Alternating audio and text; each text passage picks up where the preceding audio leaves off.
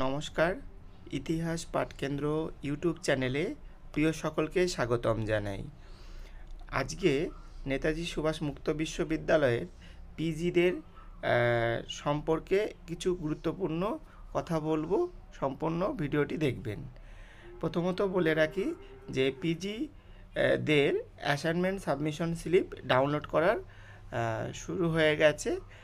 সকলে এই assignment submission স্লিপটা ডাউনলোড করে চেক করে দেখবেন যে আপনাদের অ্যাসাইনমেন্টটা দিতে হবে কি না, বা কোন কোন পেপারে অ্যাসাইনমেন্ট দিতে হবে।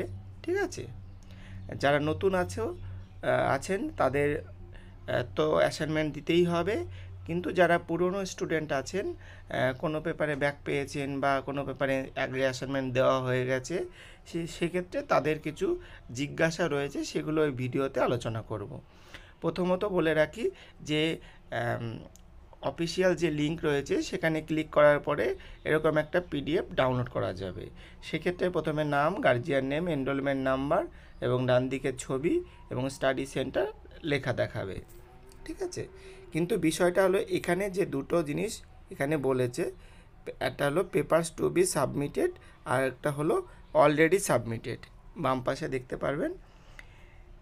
প্রথম বক্সগুলোতে যদি যে পেপারগুলো লেখা থাকবে সেগুলোতে আপনার অ্যাসাইনমেন্ট দিতে হবে। ঠিক আছে, পেপারস টু বি সাবমিটেড এই অপশনটাতে যেটা রয়েছে সেখানে আপনাকে অ্যাসাইনমেন্ট দিতে হবে। আর নিচের যে বক্সটা রয়েছে নীল লেখা, মানে তার বাঁ পাশে লেখা রয়েছে অলরেডি সাবমিটেড, মানে এই পেপারটাতে কোনো অ্যাসাইনমেন্ট আগে দেওয়া হয়নি, তাই নীল লেখা দেখাচ্ছে। অনেকের আবার যারা সেকেন্ড ইয়ার আছেন সেক্ষেত্রে তাদের উপরের ঘরে নীল লেখা দেখাচ্ছে এবং নিচের ঘরে হয়তো তার এনসি পেয়েছে বা আগে অ্যাসাইনমেন্ট দিয়েছে, সেই পেপারগুলো শো করছে। সেক্ষেত্রে আপনাদের কোনো অ্যাসাইনমেন্ট দিতে হবে না। যে পেপারটার অ্যাসাইনমেন্ট দিয়েছেন শুধুমাত্র ফাইনাল পরীক্ষা দিলেই হবে। কিন্তু যারা ফ্রেশ ক্যান্ডিডেট তাদের প্রত্যেককে উপরে ঘরটাতে যে পেপার শো করবে সেই পেপারগুলোর অ্যাসাইনমেন্ট দিতে হবে। ঠিক আছে, এটা হলো প্রশ্ন। এরপরও যদি কোনো প্রশ্ন থাকে অবশ্যই কমেন্ট করবেন। এবার যে বিষয়টি আলোচনা করব সেটা হলো অ্যাসাইনমেন্টটা কি কলেজে জমা দিতে হবে? না, কোনো কলেজে জমা দিতে হবে না, শুধুমাত্র জাস্ট চেক করার জন্য এটা ডাউনলোড করা। ঠিক আছে, পরবর্তী প্রশ্ন হলো গিয়ে যে যারা ফ্রেশ ক্যান্ডিডেট আছে তাদের প্রশ্ন হলো যে অ্যাসাইনমেন্টটা কীভাবে হবে। অ্যাসাইনমেন্টটা হবে অনলাইনের মাধ্যমে এবং সেটা এমসিকিউ মেথডে। ঠিক আছে, 4টে অপশন থাকবে, অপশন থাকবে উত্তরের, যেটা সঠিক সেটা টিক চিহ্ন দিলে তারপর সাবমিশন করতে হবে। আমি সেটা নিয়েও একটা ভিডিও করে দেবো আলাদাভাবে। ঠিক আছে, আর একটা প্রশ্ন অনেকে করছেন সেটা হলো গিয়ে যে অ্যাসাইনমেন্ট সাবমিশন স্লিপ তো ডাউনলোড করলাম, এবার এটা কতদিন ধরে চলবে? যতদিন ধরে অ্যাসাইনমেন্ট চলবে ততদিন ধরে, মানে যেহেতু এখনও অ্যাসাইনমেন্ট ডিক্লেয়ার করেনি, মানে এখনও অনিশ্চিতকাল অবধি চলছে।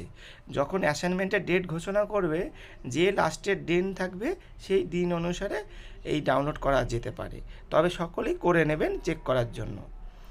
আর যদি কোনো প্রবলেম হয় সেক্ষেত্রে আপনার ডাউনলোড হবে না, বিভিন্ন রকম লেখা দেখাবে। ঠিক আছে, সেটা সার্ভার প্রবলেমের জন্য হয়।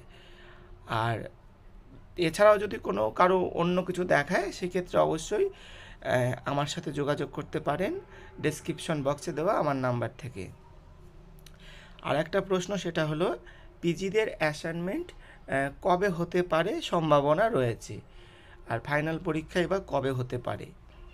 এবার অ্যাসাইনমেন্টটা আশা করি মে মাসের এই থেকেই শুরু হতে পারে, অথবা খুব বেশি হলে জুন মাসে শুরু হতে পারে।